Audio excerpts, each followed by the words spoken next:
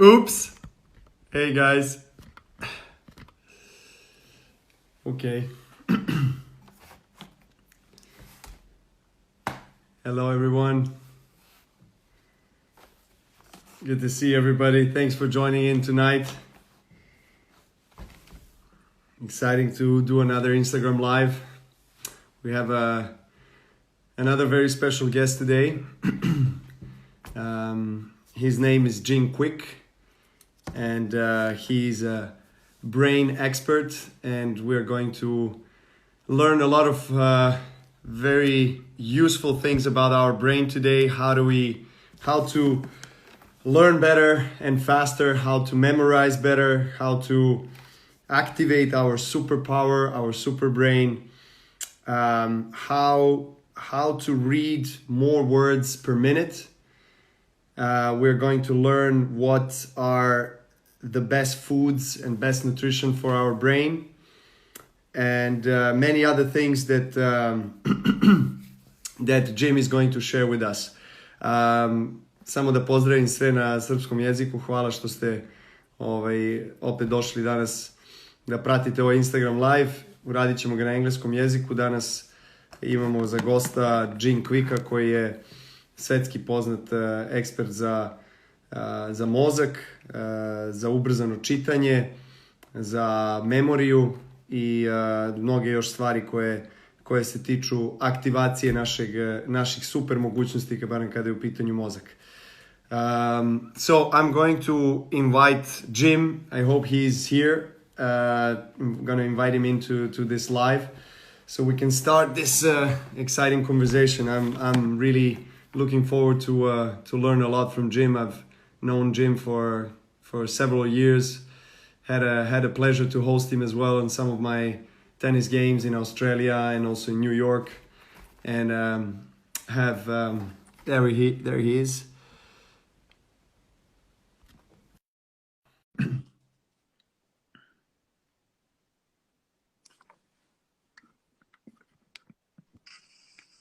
Jim. How are you, champ? Very good. Welcome, Jim. Thank you so much for joining us today. Oh, thank you. I've been enjoying your lives a lot. Thank you so much. I've been enjoying your shows, your podcast, your course, and soon your book as well. We're going to talk a little bit later about your new book and of course about your podcast. But first, Jim, for anybody that is joining and that is meeting you and seeing you for the first time, do you mind sharing with us your journey in your career, in your life, and how you got to where you are at the moment as being one of the leading world experts in speed reading, memory improvement, and optimal brain performance? Absolutely. Well, it's a real pleasure to see everybody here, and thank you for tuning in. My inspiration was my desperation.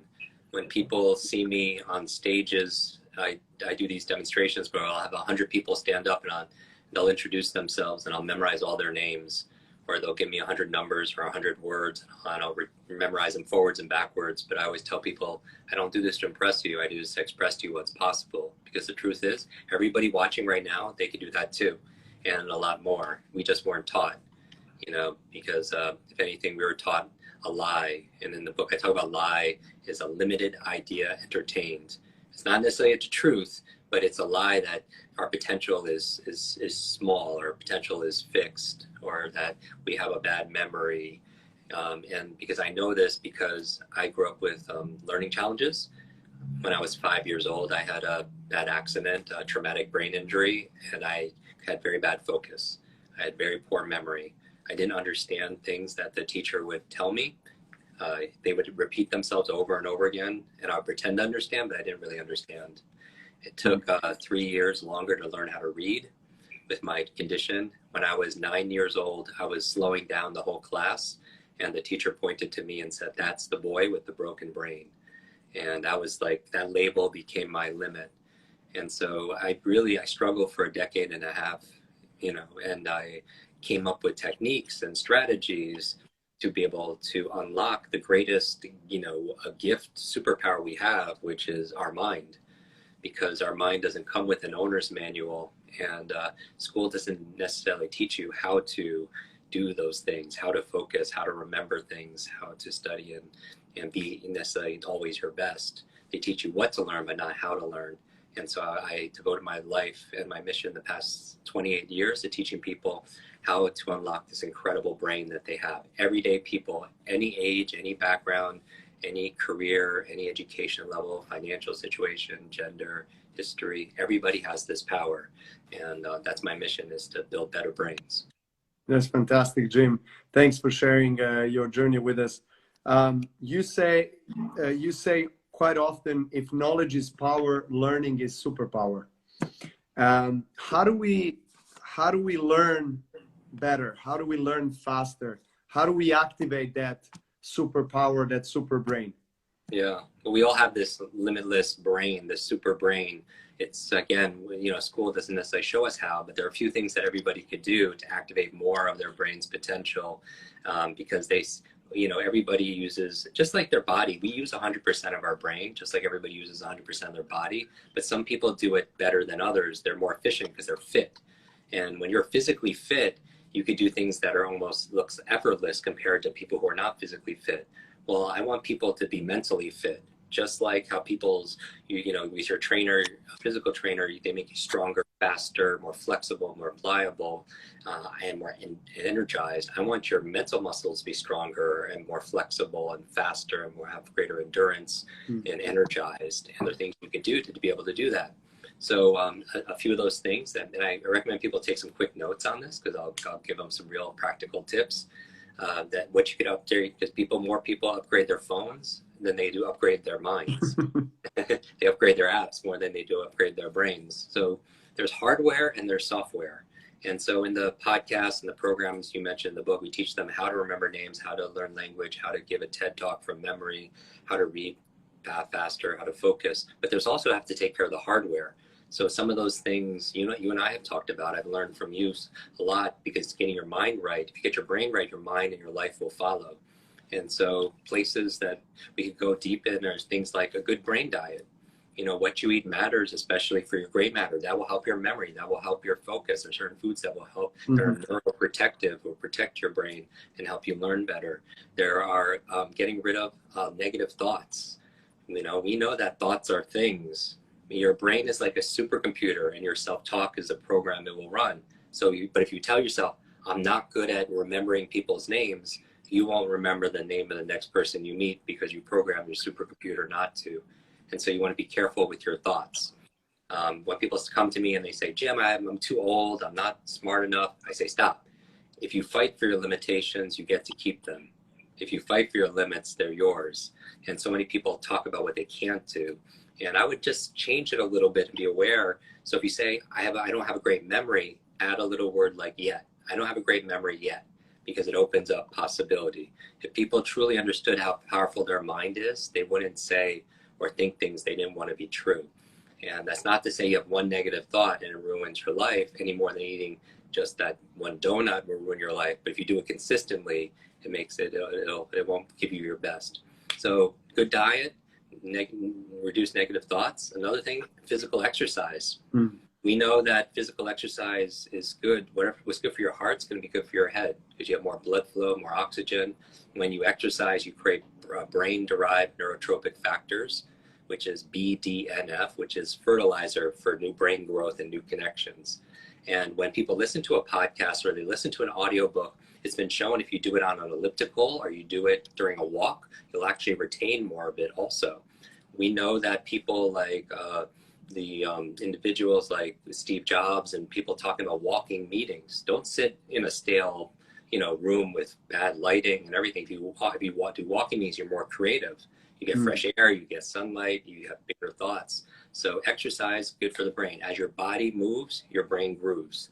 Another thing you can do for your brain, besides good brain diet, reduce negative thoughts and exercise, if you need to, some people might need to supplement. They might need to supplement because their diet doesn't have good omega-3s or good DHA. And so that's the number one, I think, supplement for the brain is DHA, because your brain is mostly fat. And most people don't have enough in their diet. I always prefer people get it from food, but most food, it doesn't have what, nowadays, it wasn't what it was like generations ago, as you know. And that's number 4 is maybe supplement. Number 5 is a positive peer group. Good for your brain is being around good people, because who you spend time with is you become them. They say, be careful if you spend time with 9 broke people, because you're going to be number 10. Because part of your brain, how your brain works, is you have something called mirror neurons. Like you look into a mirror, you start imitating people unconsciously you spend time with. So you start doing the same habits, the same language, you start eating the same foods. You start doing everything as the people you spend most time with. And so you want to be careful. It's not just your neurological networks, it's also your social networks, because who you spend time with, who you become. And we all need to be around people who encourage us. This is why I love you and your messages and your lives. You empower people. You want to be around people who challenge you, who encourage you, who cheer you on, right? Because, and if you haven't found that person in your life, be that person for somebody else, you know, and especially be that person for yourself, you know? So that's number 5, is just positive peer group, good friends. Also 6, I would say good for your brain is a clean environment. When you clean your office, or you clean your desktop, or you make your bed, you have clarity of thought. You know, your external world is a reflection of your internal world. Mm-hmm. You know, when you clean things off, you have better focus. And so, you know, I always have my morning routines that I do, and one of the things, I make my bed, because how you do anything is how you do everything. So train yourself to be excellent, and coming back to a clean environment. When you go back to bed, you come back to success. You know, clean environment. And then finally, 7, I would say sleep. Most people are not getting quality sleep, and you know this. Yes. You know, your whole life, when you don't sleep the next day, not just physical toll, there's a mental toll. You don't have good focus, you know, you don't have good memory, you don't make good decisions. And so optimize your sleep, prioritize your sleep. For your brain, the reason why, we know, you know, when you get into good sleep, deep sleep, your body regenerates, but it's also very important for your brain, because it's where you consolidate short to long-term memory. If people have long-term memory issues, they can't remember long-term, check your sleep, because that's where you build long-term memory, in your sleep. Second reason you sleep for your brain is where you clean plaque out of your brain that leads to Alzheimer's, dementia, beta amyloid plaque. That's when your sewage system kicks in, when you sleep. And I lost my grandmother to Alzheimer's, so it's something I'm very passionate about. So sleep. And also, another good thing for your brain, when you sleep, you dream. You know, you spend 20 years of your whole life sleeping, maybe 3 to 5 years of your life dreaming. And dreaming is where magic happens often. It's when you learn and work all day, your brain doesn't shut off at night. It comes up with new ideas and solves problems in your life. People don't know, but Mary Shelley came up with Frankenstein in her dream. You know, Paul McCartney came up with the song Yesterday in his dream. Jack Nicklaus was doing bad in golf. He was shooting high 70s and for a big slump. And then he had a dream about changing his grip. And all of a sudden, the next day, shot 65. You know, he's back on it, because it's your mind. So what is everybody dreaming about? But it means you must get sleep, you know, REM sleep. And so that's 7. And we talk about in our podcast and program how to get optimal sleep. And then finally, 8, protect your brain. I had 3 traumatic brain injuries before age 12. You know, wear a helmet, protect your brain, because it's very resilient, but it's fragile too. And so protect your brain and your children's brain. And then 9 and 10 is 9 new learnings. And everybody who's watching this knows that they love to learn. They won't be watching it. But just like how your muscles grow through novelty and nutrition, so do your mental muscles. You have to give it novelty. It means it creates neuroplasticity.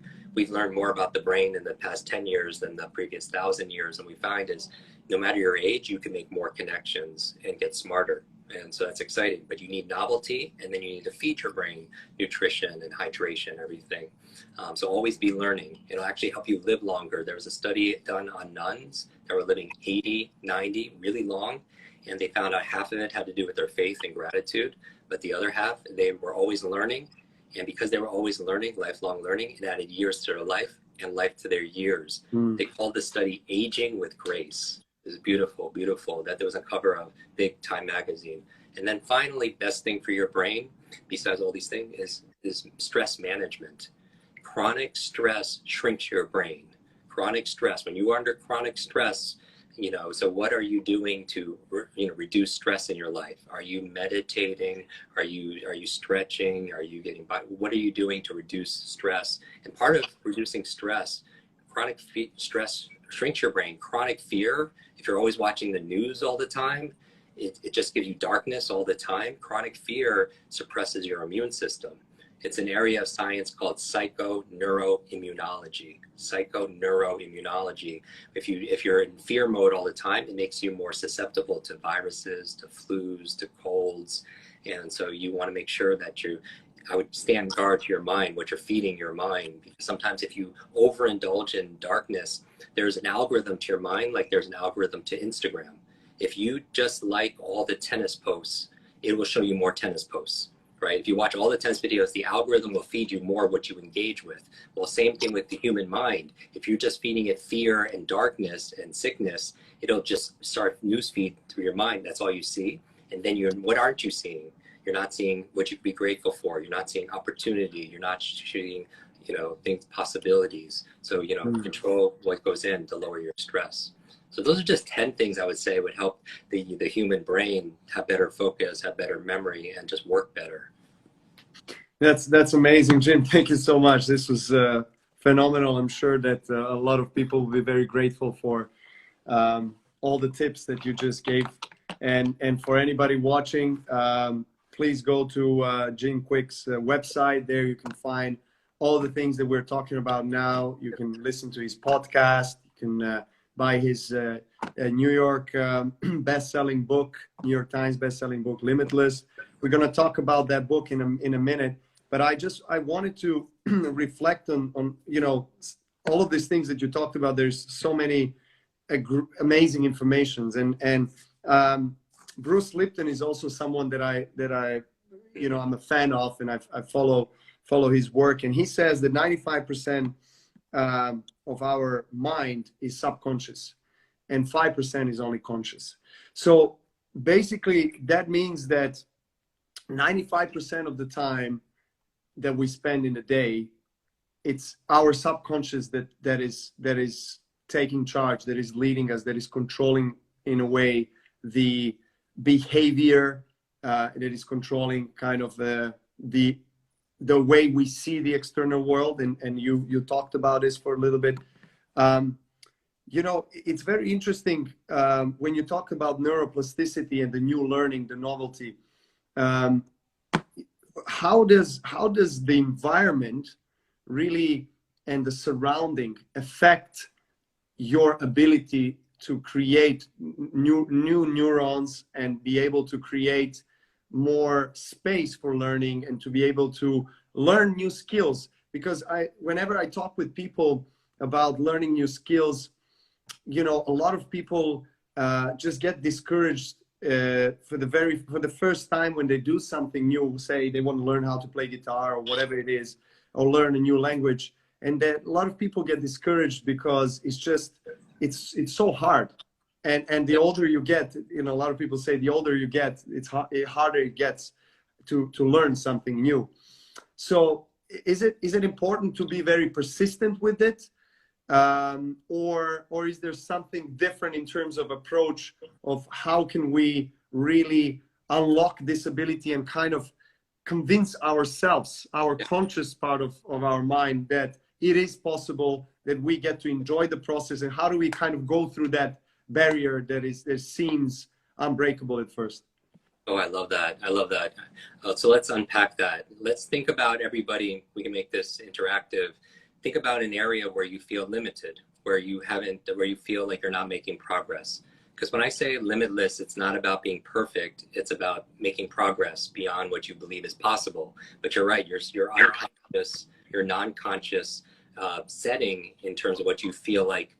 So what you believe is possible, what you believe you're capable of, what you believe you deserve. You can learn a great method, But if your mindset is you don't think you deserve it, or you don't believe you're capable of it, or you think it's just for somebody else, that will keep you at a certain setting. It's like our brain is like a thermostat, and you set it at 80, at a certain temperature, and that's what it makes the environment, and it never gets beyond that. So one of the ways to unravel that is to be clear is, first of all, self-awareness, because as much as that 95% you can make conscious, because most people don't make it conscious. They just go through the script. We go through, and most of our behavior is habitual. Our thoughts are habitual, our actions are habitual, our feelings are habitual. And we know that your thoughts are the language of your mind and your feelings are the language of your body. But if you're always going through the same ones, you wonder why you're not changed, because 95% of those ones are the same ones you had yesterday and the day before that. And then you want to make a big change, but you're still 95% stuck. So how do you unravel that? I use the term unlimiting. Unlimiting. It's the active removal of limits in our life. And I think you have to unlimit 3 areas of our life, and there are 3 M's. And if people could imagine yourself in a box, okay? Because we're all in different areas of our life, stages of our life. But imagine you feel like you're stuck, maybe in a relationship, in a career, in your physical abilities, in your ability to learn something new. Where do you feel like, I can't learn that, I can't do that? And that box is 3-dimensional, right? 3D. So the 3 dimensions that keep you in that box will also unlimit you, will liberate you out of that box. And 3 M's. And I draw them as circles. Like imagine everybody in your mind, or take notes, 3 intersecting circles that cross over with each other. Like a Mickey Mouse, 2 ears and 1 face, and they cross over a little bit. The first circle is your mindset, and that has to be addressed first. And this being champion is, there is a champion kind of mindset of what's possible, because it's often the difference. Some people are physically the same, but the mindset makes a difference. And their mindset, for me, easy to understand, are your assumptions and attitudes about sports, your attitude's assumption about competition, your attitude's assumption about health and food, your attitude's assumption about world. And what will fall in there again in that circle is what you believe is possible, what you believe is you're capable of, what you believe you deserve. The second circle, though, can also keep you stuck in that box, that unconscious box, is motivation, right? Because you could have the limitless mindset, I could do this, I deserve it, but you're not motivated to get out of that box. And there's 3 parts that get you out of that box, 3-part formula for sustainable motivation.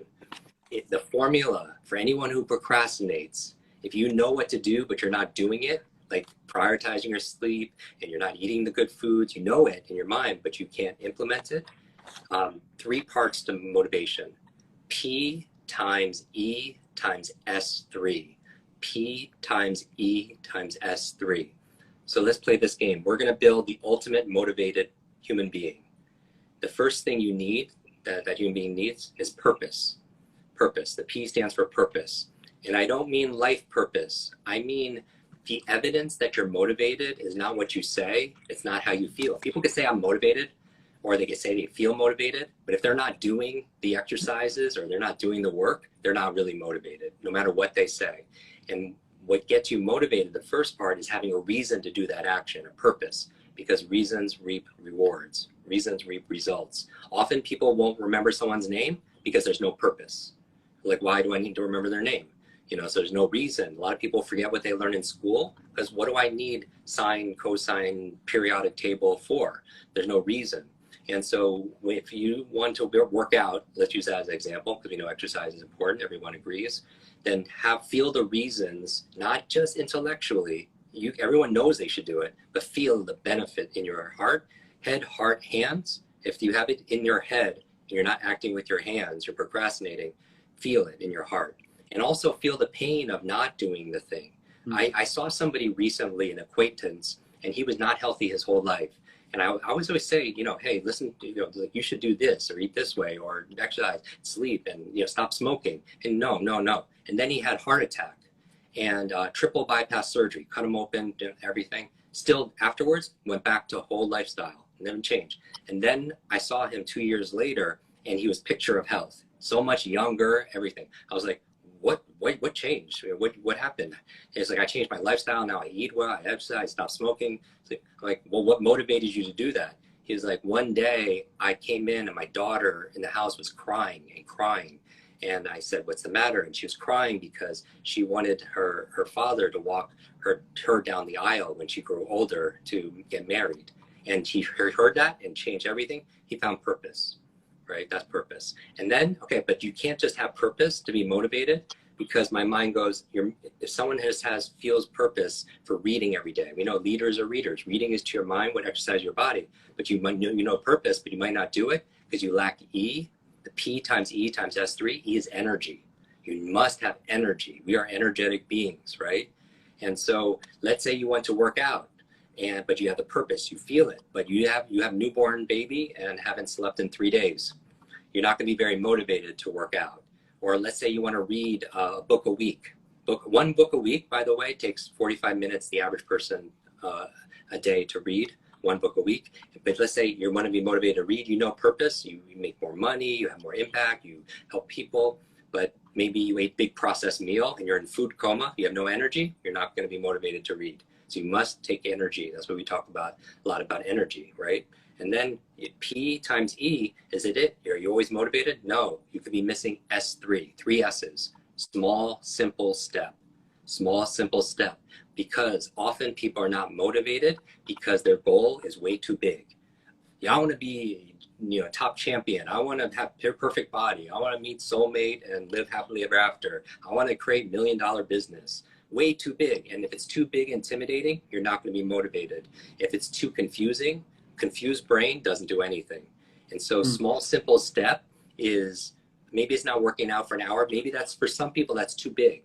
So maybe a small, simple step, putting on running shoes. Maybe reading for an hour, too big in their mind. Maybe small, simple step, opening a book, reading 1 line, 2 sentences, right?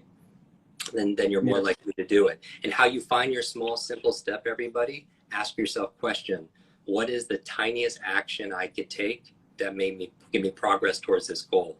So tiny, I cannot fail. What is the smallest thing you could do? And then little by little, a little becomes a lot.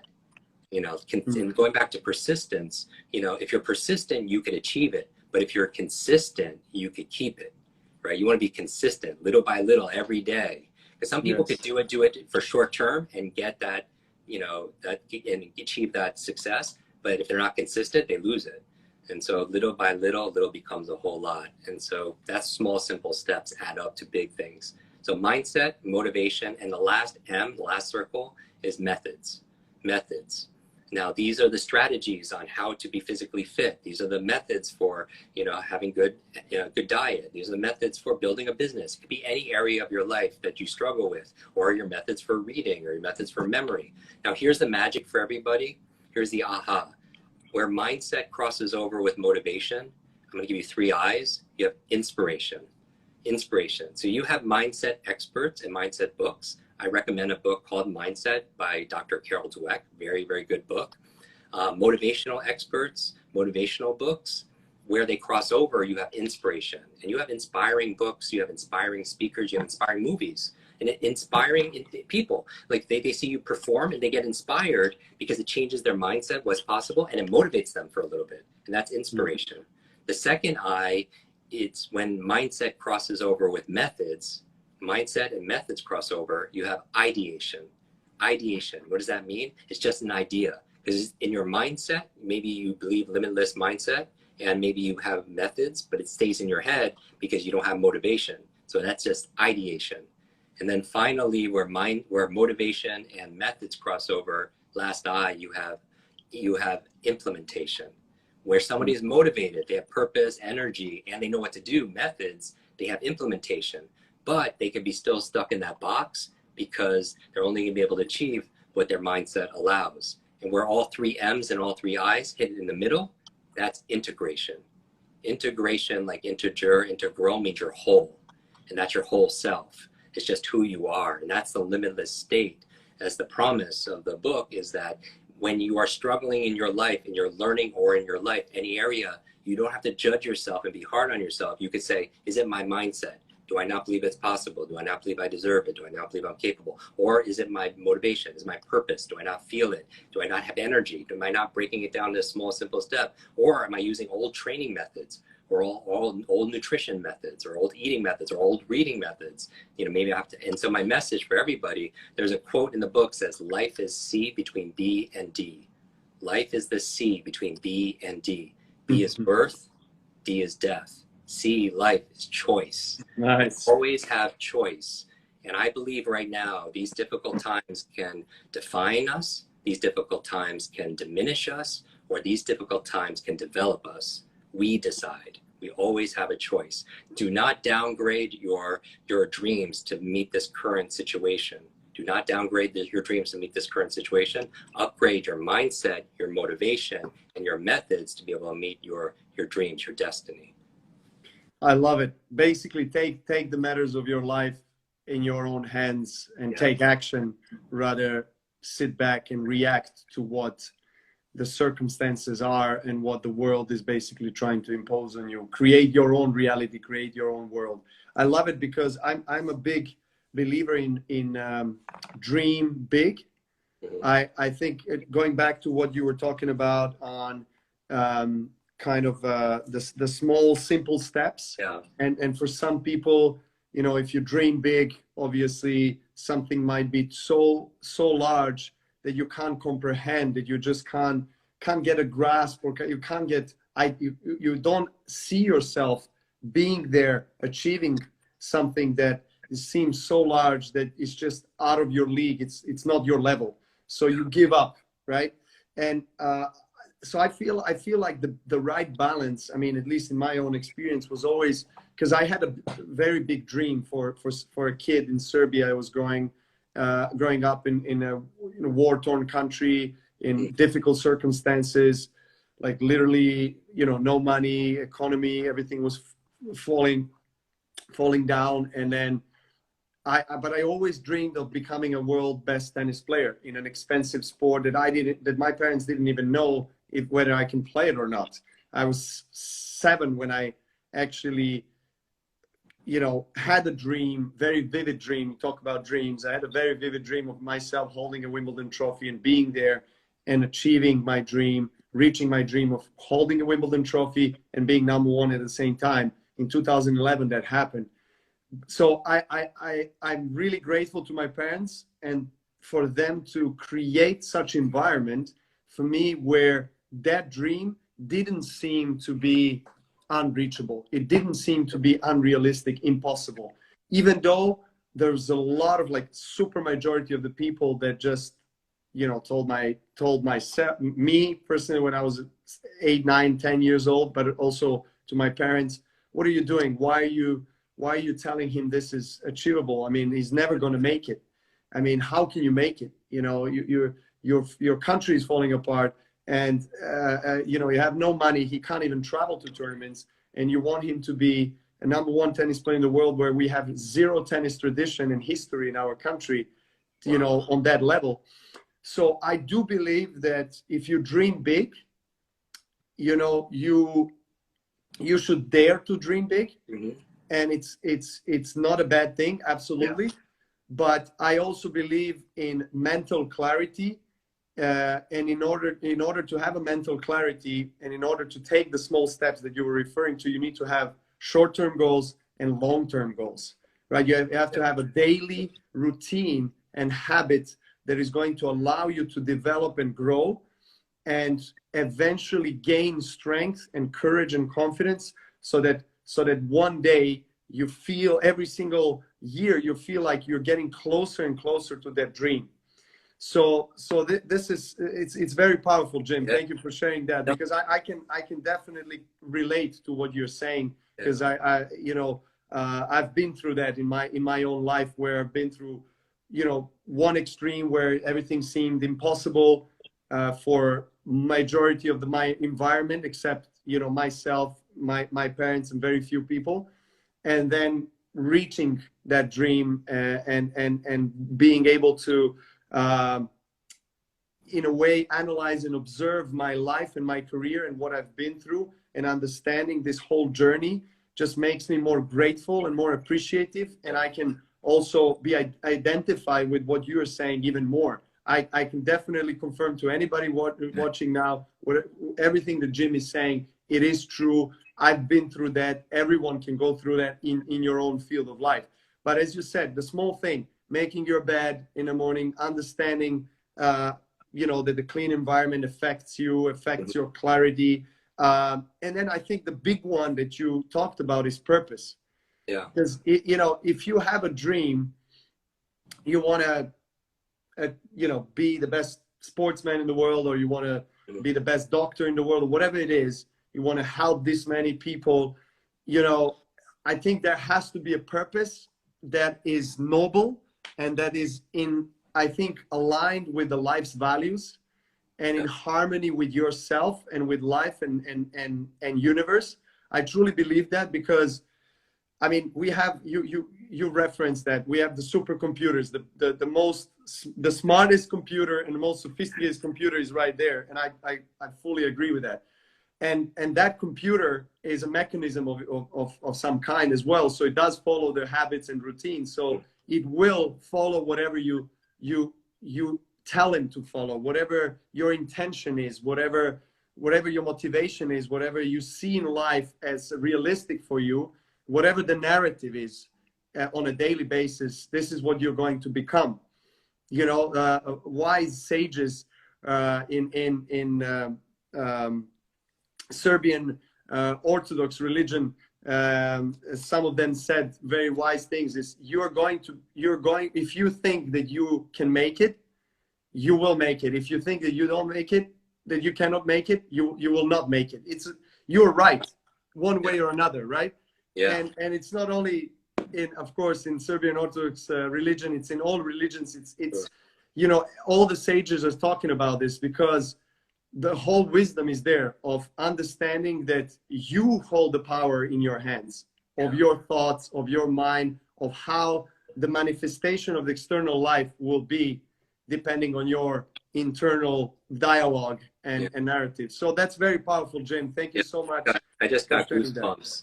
It's nice. It's amazing what you're saying, because despite your external environment, maybe there wasn't a lot of resources and people saying, oh, this is not possible. And usually when people tell you what's not possible, they're talking about themselves, right? And their limitations of what's possible in their life. And I always say to people, don't take criticism from people you wouldn't take advice from. Don't take criticism from someone you wouldn't go to advice from. And I'm saying that it's not about the external world, it's really about the internal world. Like the fact that you grew up in that environment, but your internal environment, you know, what you nourish flourishes and gets better.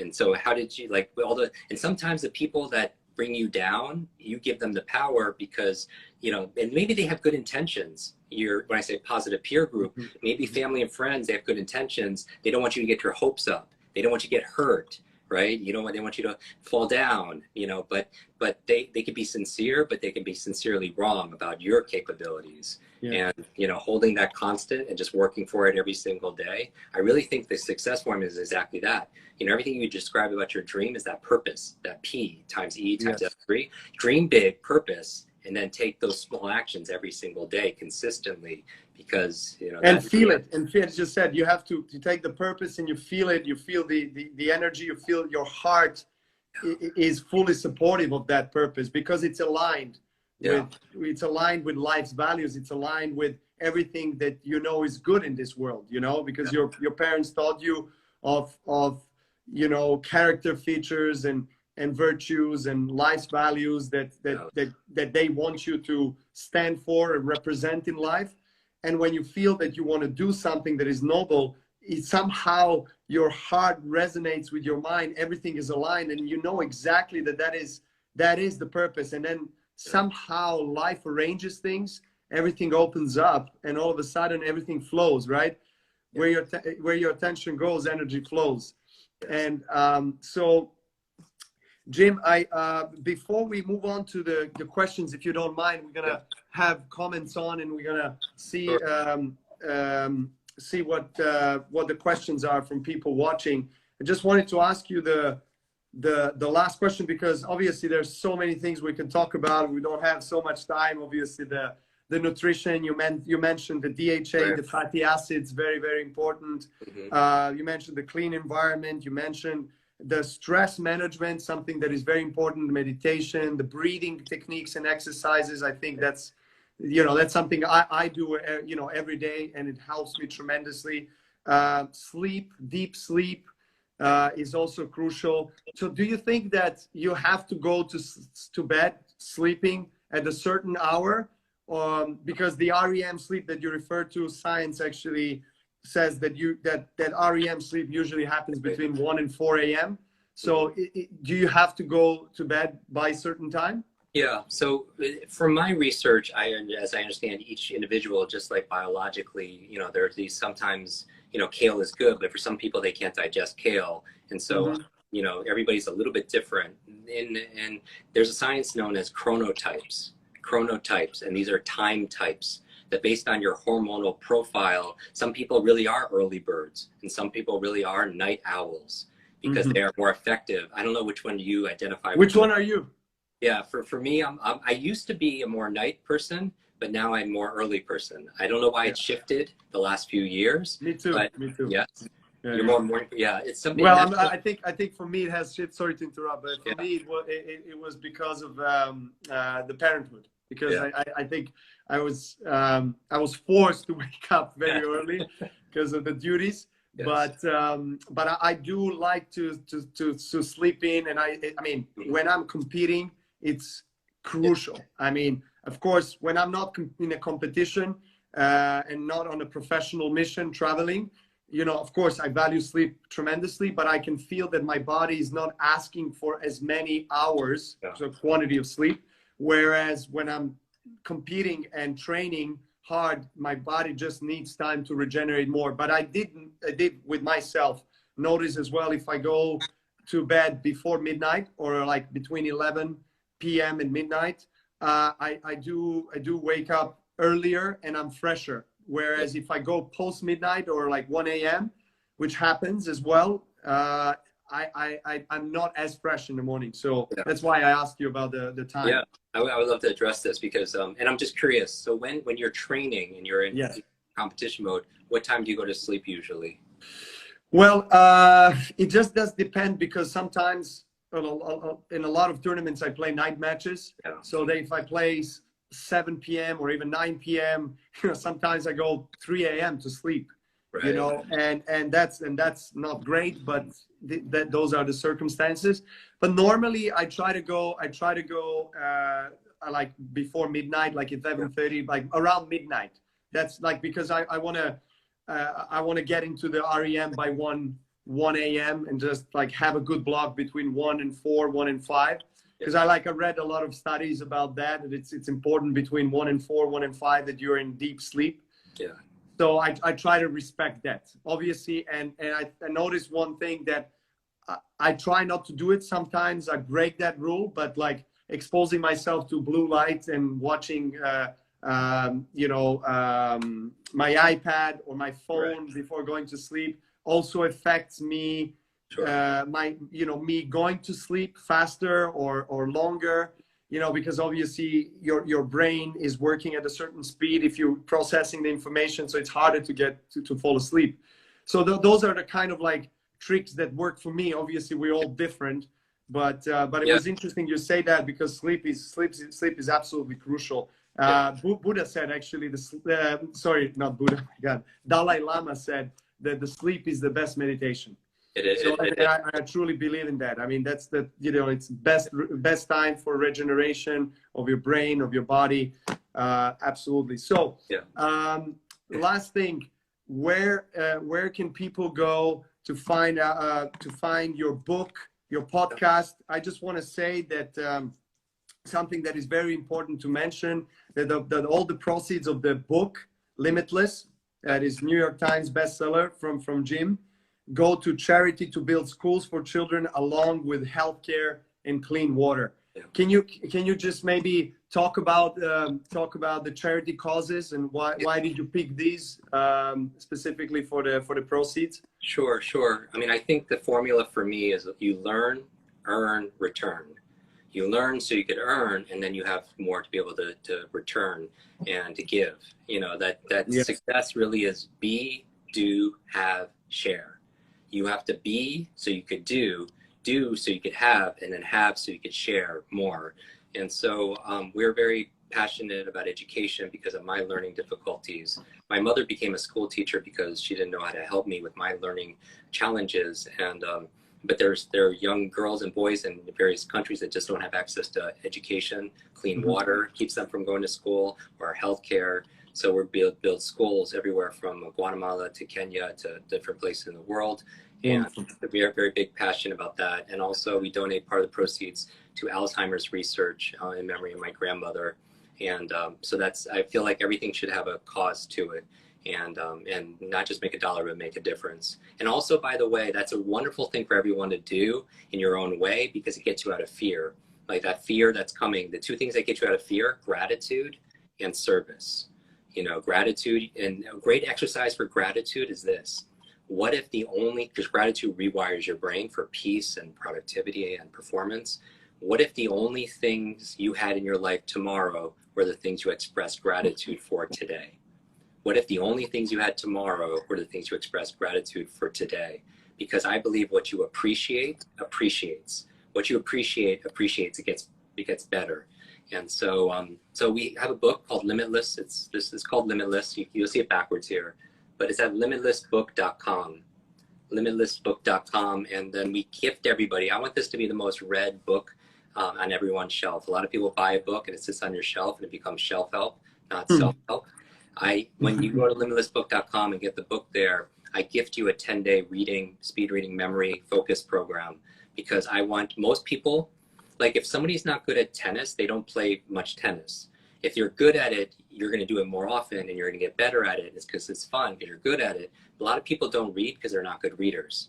And we know that reading is good for everybody in their mind, great mental exercise. So when you buy it at limitlessbook.com, I gift you a 10-day reading memory focus program. So when the book arrives, you're ready to read it because you have skills. And then bonus chapter, Limitless for Kids. And then also we're going to do a 4-week book club there. Everyone live. I'm going to teach you how to, there's 4 stages to the book, The Hero's Journey. You actually love this when you get it. It's Joseph Campbell's Hero's Journey that every good movie was based on. And this is the diagram I was talking about earlier. But that's it. And then on social media, at Jim Kiwk. And if you have podcasts, if anyone listens to podcasts, just search Jim Kiwk. And then it's a free show, 15 minutes, no advertising. We just want to put it out there, how to remember names, how to learn languages, how to change your children's habits, all of that. But yeah, this is fantastic. Yeah. Thank you so much, Jim. And if you don't mind, just before we end this conversation, if you don't mind answering 3 questions from, yes, I'm just going to turn the comments on. So anybody there, you can ask your questions to Jim and myself. I'm going to go through some of the questions. Thank you, by the way, Jim, for your efforts and your energy. It was amazing. And also thank you guys for asking questions. I'm just going to go through some of the questions right now. Let me see. The profile name Saudi Ryan, thank you for your question, Ryan, is asking, can you please ask Jim what are the books he reads and that he would recommend, and what are the books basically behind you? What are your favorite ones? Oh, this is real bookshelf. It's not like background, special background. Some of my favorite books, The Magic of Thinking Big is a wonderful book. It talks about dreams. Another great book is Man's Search for Meaning, meaning that everybody can have, bad things happen, but you could decide what things are, that you can maybe find a gift in anything. And so I like Magic of Thinking Big. I like Man's Search for Meaning. I like I like a book called The War of Art. Is a wonderful book. The War of Art, not The Art of War, but The War of Art. And so many good books. It depends on what they were most interested in subject-wise. That's great. What the subject is, but there's so many good books. Start with Why by Simon Sinek, great book. Finding Your Purpose, good book. Phenomenal. Okay, so we have a question from Lucy here. Should we fear this coronavirus, and what should our mindset be in these particular circumstances? Great question. Great question. So what we're saying before at the beginning of this conversation, which I don't know how many people are listening, that if you would just look at fear all the time, it suppresses your immune system, makes you more susceptible to colds, flus, viruses, and that chronic stress will shrink your brain. When I said life is the C between B and D, B is birth, D is death, C is choice, there are 5 choices you can be making. I feel like the metaphor everyone could have is we're cocooning. We want to come out of this as a butterfly, the symbol of transformation. And we're going through a life cycle, a change of economic cycle, an earth cycle, health cycle. And so what are 5 quick things you could do while you're cocooning? Because when you're alone with your thoughts, your fears, your doubts. But 5 things you could do. Number 1, clarity. As you mentioned, your values, that you learned from your parents. When you're going really fast, sometimes we don't know if we're going in the right direction. So just check in with yourself, saying, what's most important to me in my life? What's most important to me in my career? What's most important in my relationships? And then the second question that you ask naturally, are my actions aligned with those values? Because a lot of people they say they're burnt out because they're doing too many things. Maybe you're not burnt out because you're doing too much. Maybe you're burnt out because you're not doing enough of the things that are noble for you. You know what I mean? And so number 1, clarity. Number 2, care. We talked about that. While this is going on, take care of yourself. The 10 things we talked about. Number 3, contribution we talked about. That will get you out of fear. You make a choice. It doesn't have to be a big one. Just calling up a friend saying, are you okay? Or maybe somebody's elderly and making sure they have food, right? Something contribution. And number 4, creativity. During the Great Plague is when Shakespeare wrote Macbeth and Antony and Cleopatra. So you can make a choice during this time to be creative, because that's where the world belongs to, the creators. That's not going to go to AI. It's not going to go to automation. Your ability to create and imagine new things. What have you always wanted to write, or music you want to make, or how do you want to create? And then finally, last C is capability. What can you learn? You have your to-do list, but what's on your to-learn list? And all these things will change your mindset from fear to fulfillment. That's wonderful, Jim. Last question comes from Kamis Krofani. Thank you very much for your question. What happens when one of your members of the family is the one that has negative energy? Yeah. So here's the thing. Sometimes when I talk about positive peer group, you can't get it perfect. The goal is never perfect. It's progress. You can love your family and still know that I spend a lot of time in senior centers, to learn and help them with their memory. But you also hear a lot of regret. When people are taking the final breath, they shared things. And the biggest regret is they shrunk their life to fit into something that other people expected them, family members or friends. They didn't date somebody or start a relationship because of what people would think. They started a career because they were expected to. And I would say if that's the biggest fear people have, is regret, is to say this. Imagine you're taking your final breaths in life. It's not a pleasant thought to end with. But at that time, nobody's expectations, none of their opinions, none of your fears will matter. What will matter is how you laughed, how you lived, how you learned, how you loved. Come from that place. And so if a family member brings you down, you can still love them from, there, but be around positivity, because viruses and fear is contagious, but so is positivity and performance, kindness, love. That's contagious too. And that's all free. So spread kindness everywhere. Absolutely. I would just add to what you said, Jim. I think that something that is very, very powerful that I've been experiencing when I have some conflicts with the family members, or some relationship with the close ones, is always trying to be conscious of acceptance and gratitude and appreciation for that moment, for the lessons and informations that person who is close to you is bringing to you, because obviously you reacting to the information that is coming, or the energy that is coming, or judgment, whatever it is from the person that is close to you, is some kind of lesson from the universe, from God, is something that obviously is reflecting in you that needs addressing. If you know what I mean, there's something inside of you that obviously needs you to dedicate yourself to that and understand what do you have to do in order to improve it. Because if you are compulsive in your reactions, as I am, I find myself many times just being upset about something instantly, and then I realize, geez, what? Yeah, I mean, why do I need to react in that way? You know, and then I regret for reacting that way. And then, you know, then I understand that there are so many things that are still programmed inside of me that I carry for a long time that I have to obviously address. And I think you know, everyone can start with just understanding, being conscious of that, understanding that's part of you, accepting that's part of you, not being ashamed, whatever it is, not being ashamed, because I was ashamed of my reactions of myself many times, of what I've done on the court and things I've done off the court as well. And then I realized that I have to accept myself for who I am. Yeah. And there's magic in the accepting and truly feeling that acceptance and loving yourself, and then starting to understand the different layers, you know, that need addressing in order for you to be the better version of yourself than you were yesterday. Yeah. So thank you, Jim, so much. I really appreciate your time and you being. Can I challenge everyone? Can I challenge everyone to do something real quick? Yes, please. So I agree what you say, that, you know, everything you want in life, imagine it, feel it, believe in it, and then just work daily for it.